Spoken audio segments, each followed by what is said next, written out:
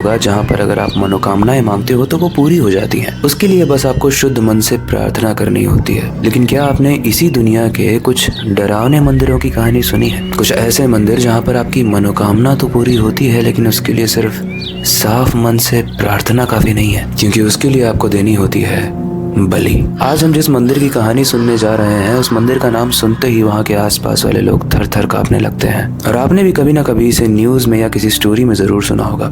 इस मंदिर का नाम है असम का कामाख्या मंदिर। कहते हैं आज भी रात को उस मंदिर के पास से अजीब सी डरावनी आवाजें आती हैं। कई बार रात में लोगों ने ये भी सुना है कि उस मंदिर के आसपास लोग मंत्र पढ़ते हैं। और कई बार तो कुछ जानवरों की आवाज आती है, कुछ इंसानों की आवाज आती है जो एकदम से खामोश हो जाती है, मानो उनकी बलि दे दी गई हो। गाइस, इस दुनिया में ना बहुत सारे तांत्रिक होते हैं, लेकिन उनमें से कुछ तांत्रिक ज्यादा डरावने इसलिए बन जाते हैं क्योंकि वो किसी रीजन की वजह से काला जादू नहीं करते हैं, बस इसलिए करते हैं क्योंकि उन्हें वो पसंद है। और जब भी ये तांत्रिक काला जादू करते हैं ना, तो कुछ शक्तियों को बुलाते हैं। ये कुछ शक्तियां तो अपना काम करने के बाद चली जाती हैं, लेकिन कुछ शक्तियां, कुछ डरावनी शक्तियां ऐसी होती हैं जो हमेशा के लिए यहीं पर रह जाती हैं। तो चलिए आपको सुनाता हूँ एक ऐसे मंदिर की कहानी जहाँ की सीढ़ियों पर आज भी खून की बू आती है। लेकिन कहानी में आगे बढ़ने से पहले, हेलो गाइस, मेरा नाम है अविनाश कुमार और आप देख रहे हो उसी का ऑफिशियल शो हॉरर स्टोरीज।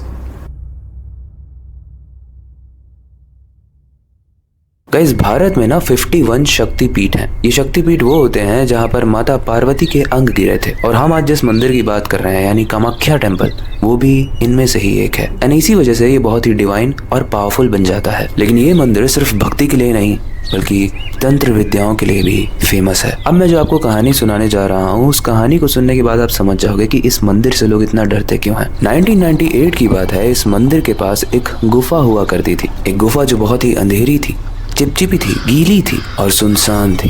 एक ऐसी गुफा जहाँ पर कोई भी आता जाता नहीं था। लेकिन स्ट्रेंज बात यह है कि उस गुफा में एक इंसान रहता था। एक इंसान जिसका नाम था काल भैरव बाबा। अब असल में उसका नाम मोहनदास था। वो एक 45 साल का आदमी था, पर लोग उसे काल भैरव बाबा इसलिए कहते थे क्योंकि उसकी शक्तियां बड़ी भयंकर थी। वो हर अमावस्या की रात को उस गुफा के अंदर काली माँ की पूजा करता था। लेकिन वो पूजा नॉर्मल नहीं होती थी। कहते हैं ये एक ऐसा तांत्रिक था जो लगभग पिछले 100 साल से 45 साल का ही था। और उसका रीजन सिर्फ एक था, उसकी ये पूजा। कहते हैं पुराने समय में इस तांत्रिक ने बहुत सालों तक तपस्या की थी, बिना खाए बिना पिए। और इस तपस्या से खुश होकर खुद भगवान शिव के एक अवतार, जिसे हम काल भैरव कहते हैं, उन्होंने इसे एक पुस्तक दी थी। और उस पुस्तक में कुछ खतरनाक विद्याएं लिखी थी। और उसमें से सबसे इंटरेस्टिंग विद्या जो इसने पढ़ी थी वो ये थी कि किस तरीके से अपनी एज को एक ही जगह पर रोक दिया जाए। अब उस विद्या के अकॉर्डिंग अगर आपको अपनी एज को स्टेबल रखना है, मतलब हमेशा 45 साल का ही रखना है, तो आपको बलि देनी पड़ती है कुछ जानवरों की, जैसे मुर्गी की, भैंस की, बकरे की। लेकिन आगे के पन्नों में ऐसा भी लिखा हुआ था कि आप जवान भी हो सकते हो,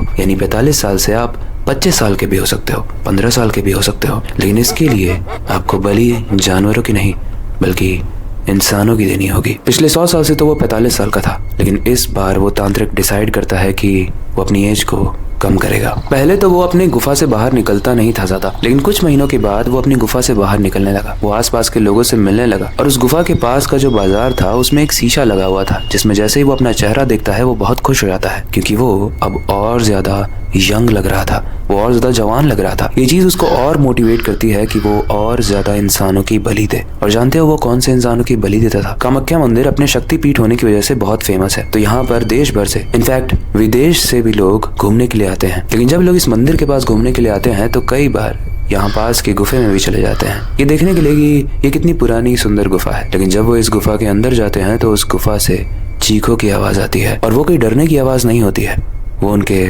मरने की आवाज आती है। वो तांत्रिक उसी गुफा में छुपा रहता है और अपने हाथ में पत्थर लेकर खड़ा होता है। और जैसे ही कोई भी टूरिस्ट उस गुफा के अंदर आता है, वो पत्थर से सर पर मार मार कर उनका सर फोड़ देता है और वो लोग बेहोश होकर नीचे गिर जाते हैं। तंत्र विद्या की टर्म एंड कंडीशन सिंपल रहती है कि जब आप इंसान की आहुति दे रहे हो तो वो मरना नहीं चाहिए। और क्योंकि टूरिस्ट उस वक्त बेहोश होते थे, तो वो उनकी लाश के सामने आग जलाता था और धीरे धीरे उनके अंगों को निकाल कर उस आग में डालता था। उस तंत्र विद्या के अकॉर्डिंग आपको एक और चीज करनी होती थी। आप अपने शरीर के जिस पार्ट को और ज्यादा यंग करना चाहते हो, आपको वो सामने वाले का खाना होता था। फॉर एग्जाम्पल, अगर आपको अपना फेस यंग करना है, अपने फेस को बुढ़े से जवान दिखाना है, तो सामने वाले की जब आप आहुति दे रहे हो तो उसके फेस को आपको कच्चा खाना पड़ेगा।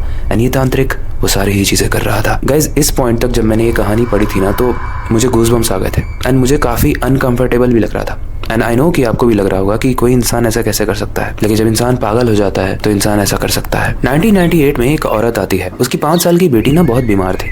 डॉक्टर्स ने हाथ खड़े कर दिए थे कि वो उसे ठीक नहीं कर पाएंगे। ऐसे में वो पूरे तरीके से निराश होकर बस वहां से चली रही थी। तभी मार्केट में ये काल भैरव बाबा उसको देख लेता है। वो इसे महसूस कर पाता है कि सामने जो औरत चल रही है और उसके साथ जो बच्ची है वो दोनों ही बहुत उदास हैं। वो जाकर उसके सर पर हाथ रखता है और बोलता है कि क्या हुआ बेटा। ऐसे में वो औरत फूट फूट कर रोने लगती है और बोलती है कि बाबा मेरी ये 5 साल की बच्ची है, डॉक्टर्स ने मना कर दिया है, वो बोलते हैं कि वो कुछ नहीं कर पाएंगे। ऐसे में वो तांत्रिक बोलता है कि मुझे काली विद्या आती है, मैं तेरी बच्ची को ठीक कर सकता हूँ, बस अगली अमावस्या को तो इस मंदिर के पास जो गुफा है उसके अंदर आ जाना। वो 5 साल की लड़की की माँ ना बहुत मजबूर थी, उसके पास कोई ऑप्शन नहीं था अपनी बेटी को बचाने के लिए, इसलिए वो सीधा अमावस्या के दिन उस गुफा के अंदर रहती है। और जैसे ही वो उस गुफा के अंदर आती है वो देखती है कि बहुत बड़ा सा यज्ञ बना हुआ है।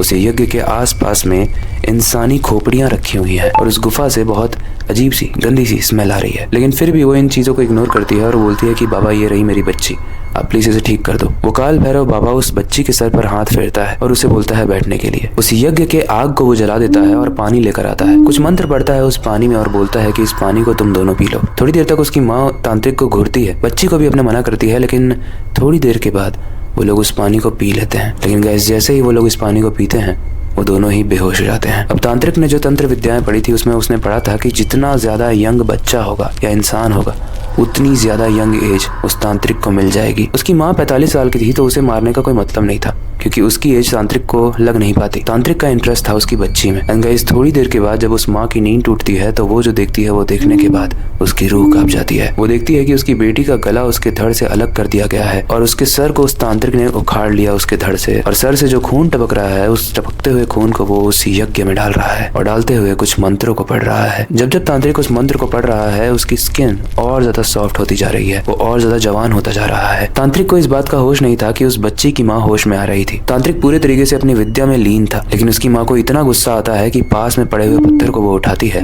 और तांत्रिक के सर पर मार मार कर तांत्रिक को जान से मार देती है। उसकी बच्ची को तो वो नहीं बचा पाई, लेकिन उसने उसकी बच्ची के साथ जो किया था उसका उसने बदला जरूर ले लिया। कहते हैं उस दिन के बाद से वो माँ इतना हर्ट हो गई थी, इतना ज्यादा सैड हो गई थी कि उसने भी सुसाइड कर ली।